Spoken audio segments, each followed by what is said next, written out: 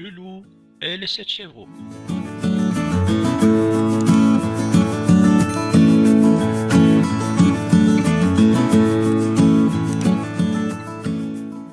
Un conte des frères Grimm.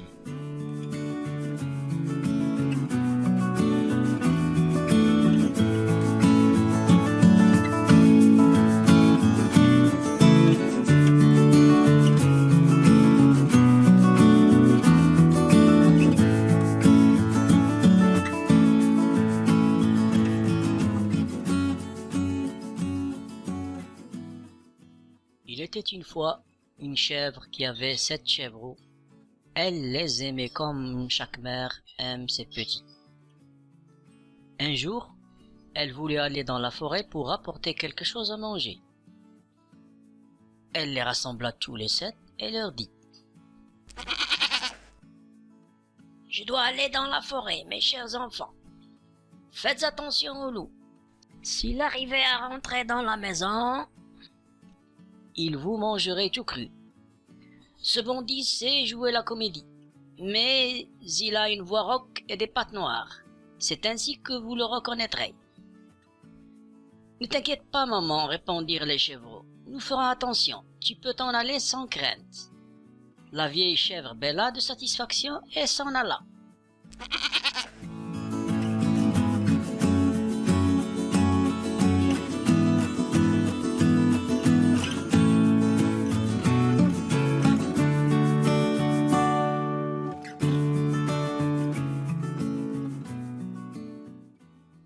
Peu de temps après, quelqu'un frappa à la porte en criant: « Ouvrez la porte, mes chers enfants. Votre mère est là. Elle vous a apporté quelque chose. » Mais les chevreaux reconnurent le loup à sa voix rude.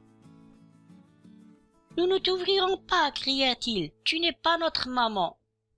Notre maman a une voix douce et agréable, et ta voix est rauque. Tu es un loup. »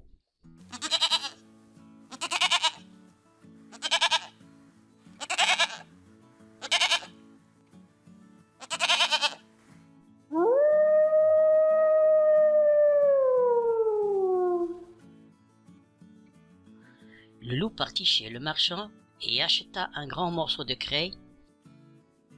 Il mangea la craie et sa voix devint plus douce. Il revint ensuite vers la petite maison, frappa et appela à nouveau. « Ouvrez la porte, mes chers enfants. Votre maman est de retour et vous a apporté pour chacun un petit quelque chose. » Mais tout en parlant, il posa sa patte noire sur la fenêtre. Les chevreaux l'aperçurent et crièrent: « Nous ne t'ouvrirons pas, notre maman n'a pas les pattes noires comme toi, tu es un loup. » Et le loup courut chez le boulanger et dit: « Je me suis blessé à la patte, enduis-la-moi avec de la pâte. » Le boulanger lui enduit la pâte et le loup courut encore chez le meunier. « Verse de la farine blanche sur ma pâte, commanda-t-il. Le loup veut duper quelqu'un, pensa le meunier. Et il fit des manières, mais le loup dit: « Si tu ne le fais pas, je te mangerai. » Le meunier eut peur et blanchit sa pâte. Eh oui, les gens sont ainsi. Pour la 3e fois, le loup arriva à la porte de la petite maison, frappa et cria: « Ouvrez la porte, mes chers petits. Maman est de retour de la forêt et vous a apporté quelque chose. »« Montre-nous ta patte d'abord, » crièrent les chevreaux, « que nous sachions si tu es vraiment notre maman. » Le loup posa sa patte sur le rebord de la fenêtre, et lorsque les chevreaux virent qu'elle était blanche, ils crurent tout ce qu'il avait dit et ouvrirent la porte. Mais c'est un loup qui entra.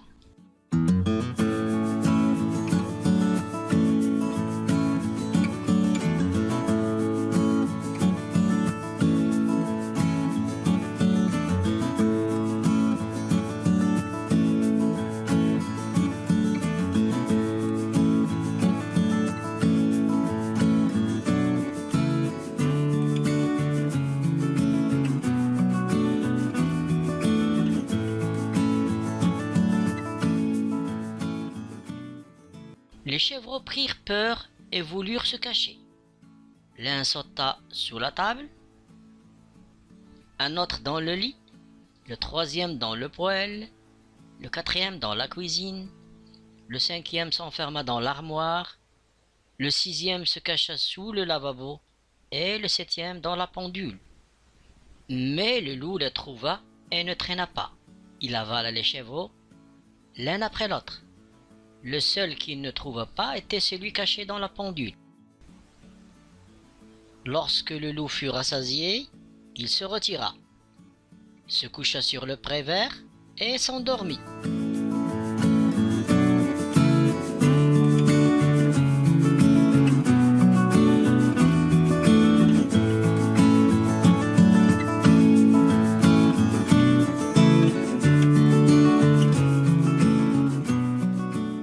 Peu de temps après, la vieille chèvre revint de la forêt. Ah, quel triste spectacle l'attendait à la maison. La porte grande ouverte, la table, les chaises, les bancs renversés, le lavabo avait volé en éclats, la couverture et les oreillers du lit traînaient par terre. Elle chercha ses petits, mais en vain. Elle les appela par leur nom, l'un après l'autre, mais aucun ne répondit. C'est seulement lorsqu'elle prononça le nom du plus jeune qu'une petite voix fluette se fit entendre. « Je suis là, maman, dans la pendule. » Elle l'aida à en sortir et le chevreau lui raconta que le loup était venu et qu'il avait mangé tous les autres chevreaux. Imaginez combien la vieille chèvre pleura ses petits. Toute malheureuse, elle sortit de la petite maison et le chevreau courut derrière elle. Dans le pré, le loup était couché sous l'arbre et ronflait à en faire trembler les branches. La chèvre le regarda de près et observa que quelque chose bougeait et grouillait dans son gros ventre. « Mon Dieu, pensa-t-elle, et si mes pauvres petits que le loup a mangés au dîner étaient encore en vie ?» Le chevreau dut repartir à la maison pour rapporter des ciseaux, une aiguille et du fil. La chèvre cisailla le ventre du monstre et aussitôt le premier chevreau sortit la tête.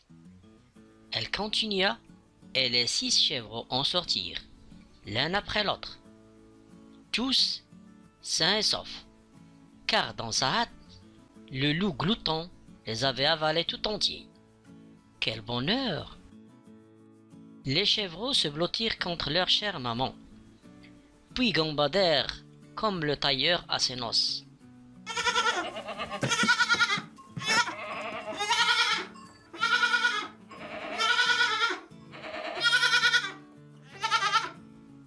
Mais la vieille chèvre dit « Allez les enfants, apportez des pierres, aussi grosses que possible. Nous les fourrerons dans le ventre de cette vilaine bête tant qu'elle est encore couchée endormie. »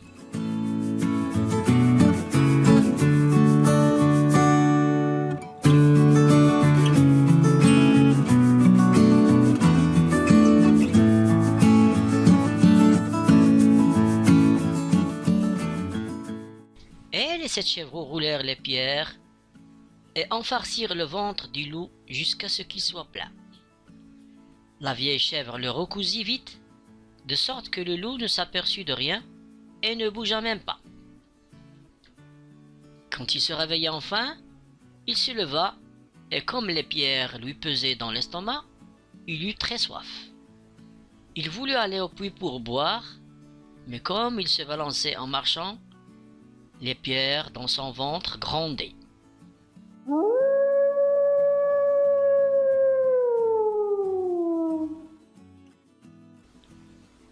Cela grogne, mon ventre tonne. J'ai avalé 7 chevreaux. N'était-ce rien qu'une illusion? Et de lourdes grosses pierres les remplacèrent.